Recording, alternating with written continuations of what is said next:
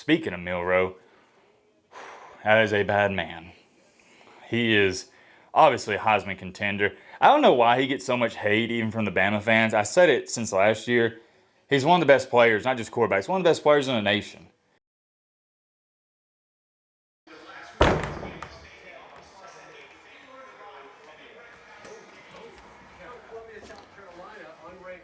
South Carolina, number 16, LSU.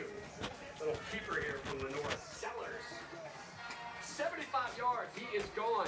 Gamecocks up 24-10. South Carolina over 200 yards rushing with 4 touchdowns in this game so far. Fourth quarter, 6-point game. Garrett Nussmeier finds Mason Taylor. LSU up by 5. Ensuing Gamecocks drive. Ricky Sanders.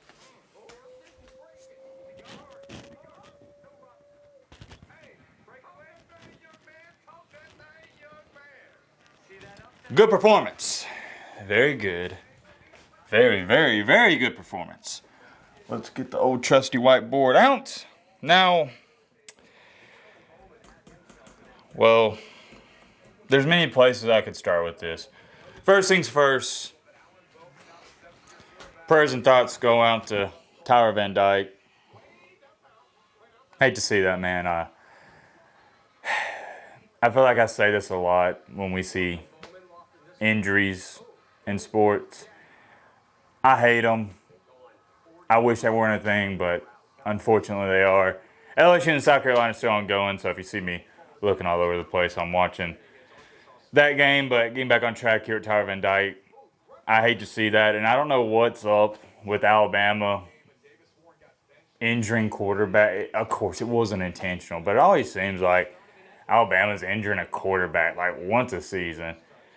Of course, it's not on purpose. I don't know. Maybe I'm the only one who thinks that. Just, you hate it, man. I hate it for Tyler Van Dyke. I hate it for the Wisconsin football team because obviously, and I hate it for their fan base because they have a better shot to win the game when their starting quarterback's playing in it. Now, let's not try to act like whether or not Tyler Van Dyke would have stayed in this game, it would have had an outcome on the game because it probably wouldn't have. Wisconsin, they couldn't have stopped the nosebleed today. Alabama just carved them up. Alabama still wins, I firmly believe, if Tyler Van Dyke stays in there, but I don't think it's by as much. I think Van Dyke would have mustered up maybe 20 points. I think that's fair. We'll give him 10 points, and maybe that's overdoing it. You never know. I don't like playing the what-if game because, if our quarterback didn't get hurt, we would have won. Well, you don't know that. He could have threw 4 pick sixes, okay? You just never know. The bottom line is Alabama won, and Tyler Van Dyke, I can't emphasize it enough. Prayers and thoughts going out to you, my brother, and your entire family. Speaking of injuries, I thought the worst thing, the thing Alabama did terrible in this game was staying healthy. And that's the worst thing I can say about Alabama today is injuries. Malachi Moore, good gosh almighty, we need him. He's arguably the heart and soul of the defense. We need him to be back because remember, we play Georgia in 2 weeks and we have a bye week. So the bye week's coming at a good time. What's his last name? Rousseau? Yeah, Q Rousseau, I believe is how you say it. If I'm saying it wrong, I do apologize. One of our better players on defense. He got hurt. It looked like a pretty significant injury. So that's 2 guys right there. Malachi Moore, Q Rousseau. Then we lost one of our running backs. And I don't mean this in a disrespectful way, but he wasn't Jalen Milroe, Justice Haynes, which is our 2 starters. They're 1A, 1B. As Nussmeier is throwing an interception when... Is he going to take... Oh, my goodness. Oh, there's a flag on the play. I just had to show you that. Oh, my goodness, if that stands. I think it might have been roughing the passer, right? Sorry. Let's walk back in with Alabama. Injuries, not good. Outside of that, let's talk about the game. Now, I said this, I think, 2 weeks ago, or it might have been 3 weeks ago. Wisconsin doesn't have a chance against Alabama. I also stated it in the preview. They can't compete with your Alabamas and Georgias of the world. They don't have the guys. It is as simple as that. Wisconsin did as good as they can do. Okay, that was rough on the passer, so LSU is getting the ball back. Dang, that sucks for them. But getting back on track with Alabama, so I'm all over the place. I'm just locked in on this game because this is a pretty big game. I mean, this is college game day, game of the week. Let me turn it down so I can really lock in. Alabama is the better team, and I'll start on by saying this. Am I impressed by this performance? Absolutely not. Not even to the slightest. However, that doesn't mean I'm not proud. I'm extremely proud of this Bama team. We took care of business. And nothing feels better as a football fan than seeing your team go into, I'm not going to label it as hostile, but going into a road environment and just taking care of business. That's what we did, and there's something to be said about that. I saw a comment. I'm not even going to pull it up. Actually, no. I might pop it up on the screen. I'm going to find it. It was on my preview and prediction video. It was something along the lines of, actually, I'm not even going to try to paraphrase. I'm going to pull up the exact comment. Let's pull it up. Got it from Daredevil.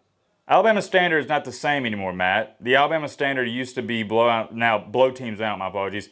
Now, they have close games almost every week the past 3 to 4 years. He is referencing, I stated, Alabama hasn't been playing up to the gold standard or the Alabama standard, and that's what I hold them to. That's why in the first couple of weeks I was extremely critical of them because I knew they could play this good. And I don't take that I'm not taking that comment the wrong way. But to Daredevil and everybody else out here that like to comment and all the people that think the Alabama standard is lowered since Nick Saban's gone, no, you're sadly mistaken. This is still Alabama, and we have the high standards. Okay? I wouldn't be so frustrated with our performance against Western Kentucky and South Florida if I thought that was our A+ game. I knew those were our C games. And against South Florida, that was our D- game. Okay? What you saw today was Alabama's. We still had some stuff that wasn't pretty. I'd say it was our A- game. It was good. Okay? Offense, phenomenal. We did have some 3 and outs, like to clean that up a little bit. Penalties, and that's what I was so proud of. Penalties went away. And you see what we can do on offense when we don't have holding calls every drive and we don't have false starts. I think we only had 2 or 3 penalties today. I got to clap it up just for that. Only 2 or 3 penalties. That's what I like to see. I thought having Caden Proctor back in there would make all the difference in the world. Come to find out, it did. So, offensive line did fantastic. Run blocking was amazing. Pass blocking was phenomenal. Milroe had all day back there. Speaking of Milroe, that is a bad man. He is obviously a Heisman contender. I don't know why he gets so much hate even from the Bama fans. I said it since last year. He's one of the best players, not just quarterbacks, one of the best players in the nation. I guess it's just easy to hate on him because he had that bad game against Texas. I don't know. And the biggest myth that's been thrown out there about Milroe is, oh, well, yeah, he's a great runner, but he can't really pass. He can't beat teams passing the ball. Do you even watch the games? Milroe, he's one of the best passers in the nation. And the turning point, although the game was never in jeopardy, but the turning point in this game where I was like, it's over, just a huge swing of momentum, is Wisconsin's driving. They're going to kick a field. They're down 14-3. They're going to kick a field goal right before half to cut it to 14-6. And only being down 8, that's fine. They missed a field goal, and Alabama, Milroe, throws a 40-yard bomb to Ryan Williams, and then another 30-yard bomb to Jeremy Bernard. 2-play touch. We had 28 seconds. I remember the announcer saying, hey, that's a lot of time for this Alabama offense. They're explosive. And just like that, it went from an 8-point game to a 21-3 game at half, and then Alabama scored on the opening drive of the second half, and it was all but over. Milroe, phenomenal. I'll show you the stats in just a second on the whiteboard. Actually, let's get to it now. Defense, I don't need to say too much more about them.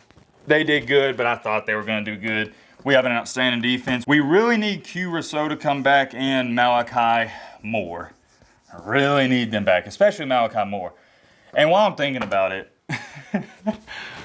what was Wisconsin do? I know their best bet is to run the ball, but in the third quarters after our touchdown drive, they had an 8-minute drive where they just milked the clock. Yeah, they scored a touchdown. I think they ran the ball 8 straight plays, and you could say, oh, well, they ran down Alabama's throats. Buddy, Alabama didn't care about them scoring a touchdown on that drive and running 8 straight times. We're up by 25. If you want to score a touchdown in exchange for 8 minutes off the clock, we're good with that. So, I don't know what they were doing there. I guess they just wanted some points on the board, but they wasted so much clock. Milroe proves yet again why he is the Heisman contender that he is. Let me show you his numbers. Phenomenal performance. 12 for 17. Very nice. 196 through the air. Nice. 3 passing touchdowns. And, oh, let's just do this because he had 3 passing touchdowns and 2 rushing. We'll just go 5 total. I don't like how I wrote that. Come on, Matt. Sorry. 5. Yeah, that's a little bit better. Touchdowns. Also had 75 rushing yards. We'll throw that down here. 75 rush yards. Cool. And we'll circle this. Draw an arrow to it. We'll draw a couple arrows to it. As you can see right there, Milroe, your X Factor, not an X Factor, but definitely the MVP of the game. Ryan Williams, come on, man. That's a bad man. I don't need to say too much more about him because you know what everybody says. By the way, he's 17 years old. He's supposed to be in high school. I'm tired of all that. Anyways, Milroe, 12 for 17. Nice. 196. Nice. 5 touchdowns. Very nice. 75 rushing yards. He just controlled the game. And this Alabama offense, when we're not having penalties, man, we are just, I mean, it looks so easy and so effortless to us today. And that's what I like to see. And we're only going to get better from here on out. Normally when we have a big win like this, I try to nitpick because there's things we need to work on. But today was just phenomenal. This was what Alabama football can be. And the scary part is we can be better. Very excited, very proud of this team. Just overall great win. Let's actually, before we end off this video, because I don't think I need to say any more, let's see the total. Has the box score updated? It should have. I wonder how many. Okay, we only had 407 total yards. Wisconsin had 290. Oh, yeah, here's the key. 8 for 14 on third down. So efficient. I mean, that was the thing with the offense. We was efficient. We ran the ball good. I wonder, how many rushing yards do we have? Buck 81, average 5.3 yards per carry. We didn't, I mean, Jalen Milroe and Justice Haynes only had 11 carries. It was really just the Milroe show. He had the most carries, and he just diced them up. Ryan Williams, the leading receiver, 78 yards. Really just an easy peasy win. We got in there. Of course, like I said, the worst part about this game was the injuries. That's the only thing I can nitpick, which, you know, you can't control, but it is what it is. Many more things I could say, but I'm proud of this team, and we got a week to recover before we play Georgia. I don't need to hype that game up. You know, it's a big one. I'm going to get back to watching this South Carolina LSU game. Let me know your thoughts down below about that.